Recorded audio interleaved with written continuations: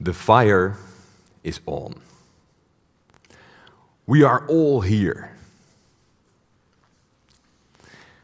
When you plant a potato sprout, it takes about 11 weeks before you can harvest edible potatoes. John's neighbor's daughter's boss has got a new car. The temperature of this fire is around 740 degrees Celsius, and it delivers about 1 megajoule of heat per minute. Now, this is weird, isn't it? Listing a bunch of facts while sitting at a campfire. Yeah, so even though everything I just said is true, there's something deeply unnatural about going on like that in this particular setting. Would you believe me that the reason we find this weird and unnatural is actually very closely tied to who we, humans, are? Because what you would expect me to tell in this setting, being human, would be a story. So if we start over again, and I would go like this.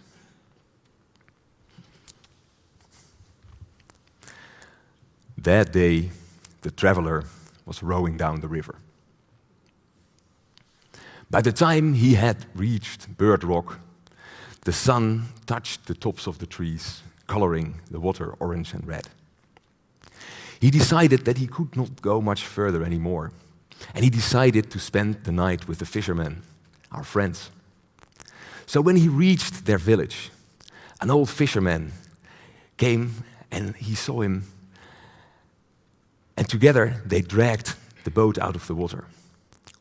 While they were preparing it for the night, the old fisherman told to the traveler that recently their village had had some visits by ghosts.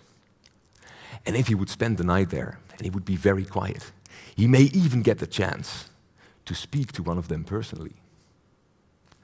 Now, that's much more appropriate in this setting, right? And that's interesting, because this is fiction.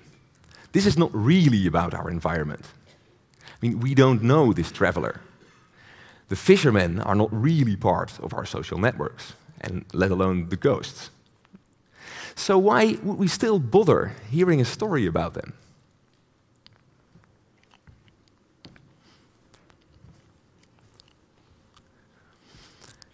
I am a researcher of language and cognition. That means I study the things we say and the stories we tell in the light of what's going on in our brains. Now, what do I see when I look at stories? I mean, I love stories. I like telling them, I like reading them, I like listening to them. But I also think that there is something spectacular about their very nature from the perspective of my research. And I will tell you about that now. When you and I are in a conversation, what we do is that we try to coordinate our intentions by sending each other signals. It can be linguistic signals like words and sentences, but also gestures and facial expressions. And I mean, in the conversation, we can do a lot of things. We can coordinate about setting some coffee date for tomorrow, or we can speak about the weather or a football match, whether we liked it or not.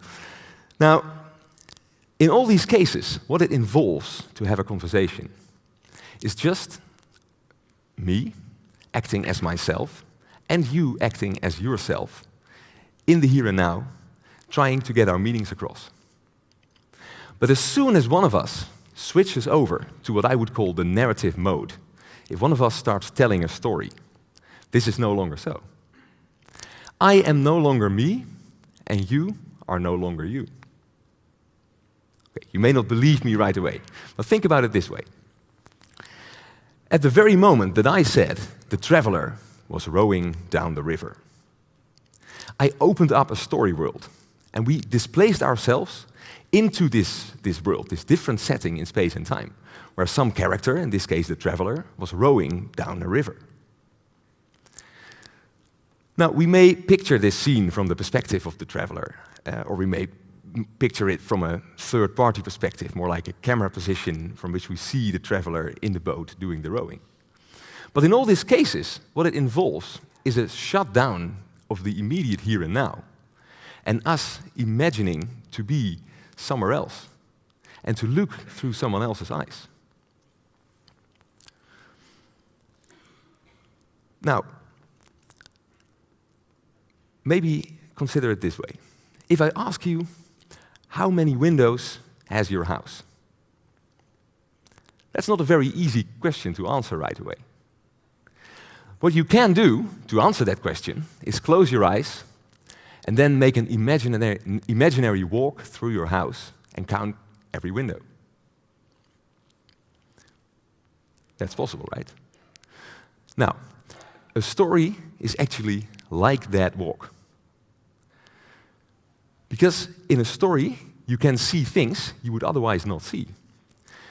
The only thing is, when I tell you a story, you don't need to do all the imagining yourself, because I, as the narrator of the story, take you by the hand out of the here and now into the story world, and there I show you everything you need to know. So the key difference between a story and all other sorts of language usage is that in a story, we displace ourselves mentally into the story world, a different setting in here and now. And we never perceive this story world just through our own eyes, but always mediated by some character or observer. You can try this out sometime, in the break or at home. Any story you tell, whether it's a joke or a fairy tale or just some gossip about what a neighbor has been up to lately, it doesn't matter. In all these cases, what you do is invite your discussion partner, sort of take him by the hand to a story world, and there you show all kinds of things that your discussion partner could not see when you just stay in the here and now. Okay, so that's why stories are special. But why is that important?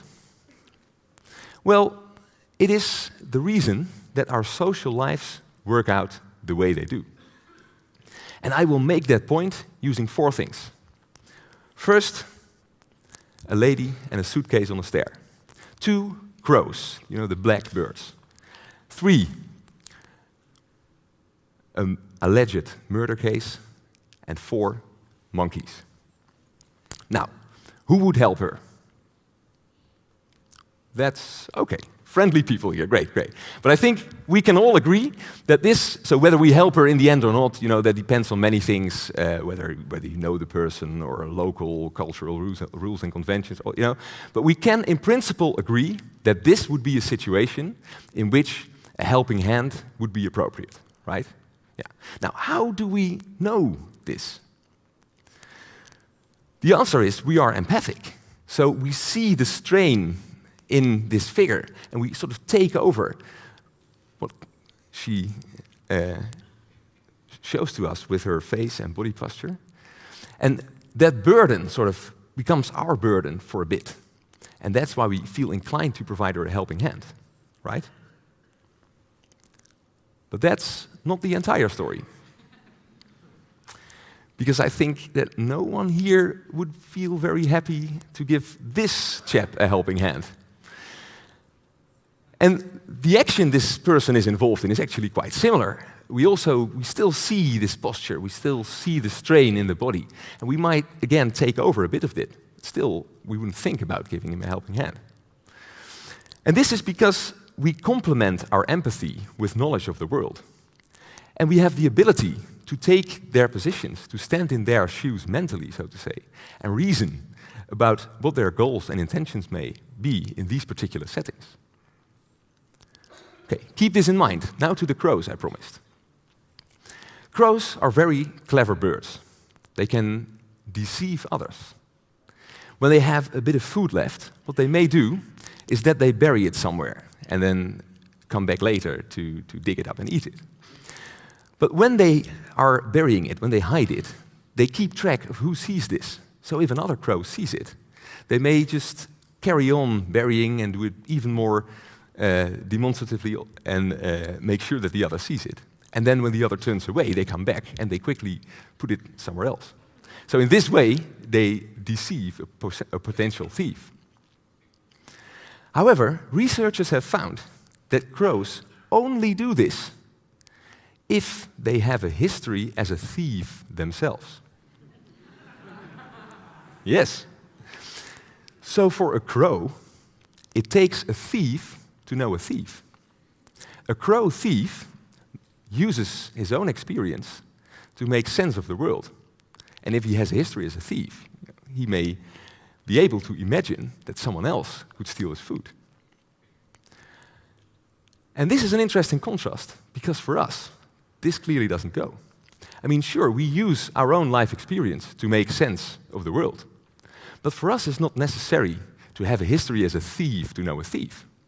For us, what it takes to know a thief is actually a thief's story. Now, the alleged murder case. You may remember the Pistorius shooting. This is just one example. So Pistorius was the Olympic athlete who shot dead his girlfriend. And he claimed that he thought that he had a burglar in his house. But the police arrested him on the charge of murder because they claimed that he knew he was shooting at his girlfriend. Now, all these complex scenarios are not really explained by the newspapers. So the morning after this tragic shooting, headlines would go like this: athlete Oscar Pistorius allegedly accidentally shot at his girlfriend. Pistorius shooting, accident or murder. Now clearly, for us, it's not necessary to have a history as a murderer or a history as someone who has been the victim of burglary and has suspected there's someone being in your house and pulling a gun. It's not necessary, right? So actually, through stories, we cannot just learn through others, but in story worlds, we can actually live through others. In story worlds, we can imagine, we can learn what it's like to be in someone else's shoes and see the world from thousands of different perspectives. And this is actually crucial for us, because we are primates. So the fourth thing I promised was monkeys. Here they will be. Now, primates, the order in nature, where also we are members of, have a very special feature, and that is that their brain size correlates with the size of the group they live in normally. And this is known as the social brain hypothesis, and is especially associated with Robin Dunbar's work.